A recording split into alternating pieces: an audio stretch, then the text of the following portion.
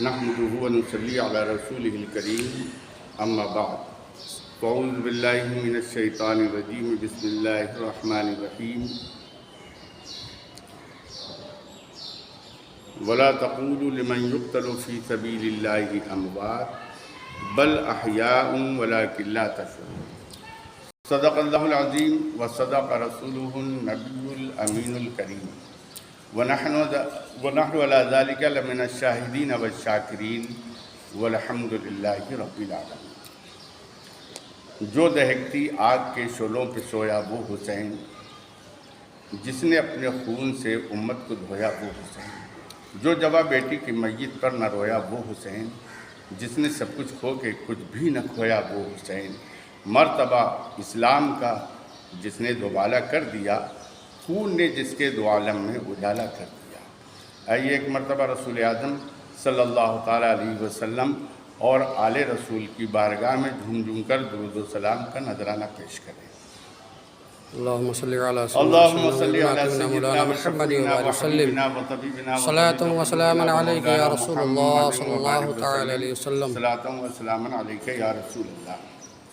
آج میرا موڈ لمبی چوڑی تقریر کرنے کا نہیں ہے، بلکہ چند منٹ میں چند مفید باتیں آپ کے ذہن و فکر میں اتارنے کی کوشش کروں گا۔ کربلا کی تپتی ہوئی سرزمین پر حسین نے ہی اپنا خون کیوں دیا؟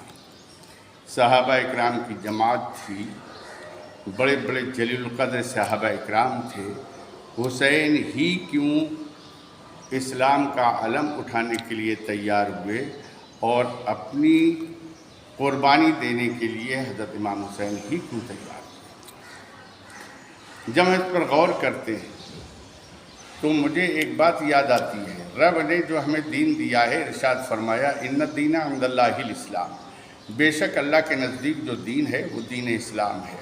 اب جب ہم دین کو دیکھتے ہیں کہ دین کی ترویج کے لیے، دین کو سیراب کرنے کے لیے، دین کو پروان چڑھانے کے لیے، دین کو عظمتیں دینے کے لیے رسول اعظم صلی اللہ تعالیٰ علیہ وسلم نے ساری قربانیاں دیں۔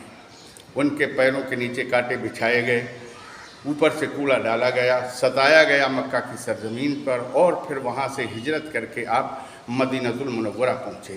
مدینۃ المنورہ جب میرے رسول صلی اللہ تعالیٰ علیہ وسلم تشریف لے گئے تو ناہنجاروں نے وہاں بھی چین سے رہنے نہیں دیا، بلکہ رسول اعظم صلی اللہ تعالیٰ علیہ وسلم وہاں سے جو ان لوگوں نے جنگیں کی، ان جنگوں میں رسول اعظم صلی اللہ تعالیٰ علیہ وسلم شریک ہوئے۔ جنگ بدر ہے، جنگ احد ہے۔ جنگ احد میں میرے رسول صلی اللہ تعالیٰ علیہ وسلم کے دندان مبارکہ شہید ہوئے۔ تو دندان مبارکہ شہید ہوئے تو یہ دین وہ ہے جس کو سینچا ہے رسول کونین نے اپنے خون سے سیراب کیا ہے، پروان چڑھایا ہے۔ تو اب جب یزیدی دور میں اسلام کمزور ہونے لگا، جس دین کو رسول اعظم نے پروان چڑھایا تھا وہ دین کمزور ہونے لگا، اس کی رگوں سے خون نکلنے لگا، اس کی شریانوں سے خون نکلنے لگا، جب یہ نقاہت زدہ ہو گیا، جب یہ کمزور ہو گیا، جب یہ لاغر ہو گیا، تو اب اس لاغری کو طاقت دینے کے لیے خون کی ضرورت تھی۔ لیکن دنیا میں کوئی ایسا خون نہیں تھا جو گروپ رسول میں شامل ہو جاتا، کیونکہ کسی ڈاکٹر سے پوچھئے، کسی بھی MBBS سے پوچھئے تو وہ بتائے گا کہ جب کسی کا خون کم ہو جائے تو اس کو جو خون دیا جائے گا وہ ایرا غیرہ خون نہیں دیا جاتا، جو اس کے گروپ میں ملتا ہے وہی خون دیا جاتا ہے۔ جب دنیا نے دیکھا کہ رسول کے گروپ کا خون کہاں ہے، نہ تو وہ مکہ میں تھا، نہ دوسری جگہ تھا، کہیں پر بھی گروپ رسول کا خون دستیاب نہیں تھا، نہ صحابہ اکرام میں تھا، تنہا حضرت امام حسین اور ان کی اولادوں میں رسول اعظم صلی اللہ تعالیٰ علیہ وسلم کے گروپ کا خون تھا۔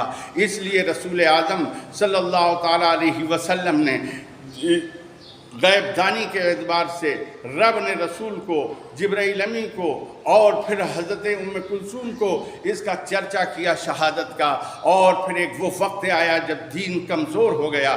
جب دین کمزور ہو گیا تو اس کو خون کی ضرورت تھی۔ اب وہ خون کہاں سے دستیاب ہو جو رسول کے گروپ میں خون مل رہا ہو؟ وہ تنہا حضرت امام حسین کا خون تھا۔ حضرت امام حسین نے اپنے لاڈلوں کو دیا، اپنے پیاروں کو دیا، اپنے جوان بیٹے کو دیا، اس کا خون کام آ جائے۔ حضرت قاسم کو دیا، اس کا خون کام آ جائے۔ حضرت عباس کو دیا، ان کا خون کام آ جائے۔ پھر بھی دین کو خون کی ضرورت تھی تو حضرت امام حسین نے اپنے بیٹے علی اصغر کو قربان کر دیا۔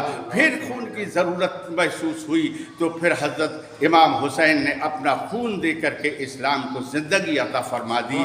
قتل حسین اصل میں مرگ یزید ہے، اسلام زندہ ہوتا ہے ہر کربلا کے بعد۔ تو یہ خون جو دیا ہے، اسلام کو سیراب کیا اور پھر ہاتھ نہیں دیا۔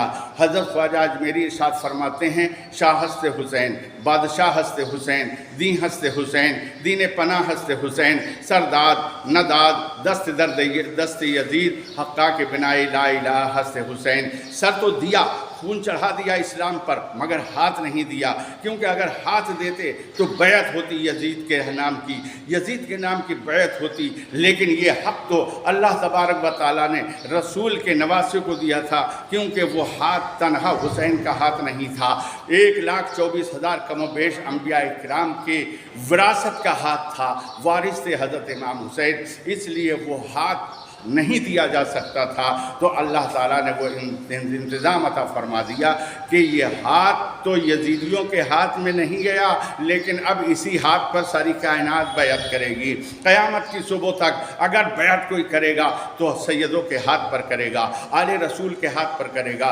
حسین کی آل پر کرے گا۔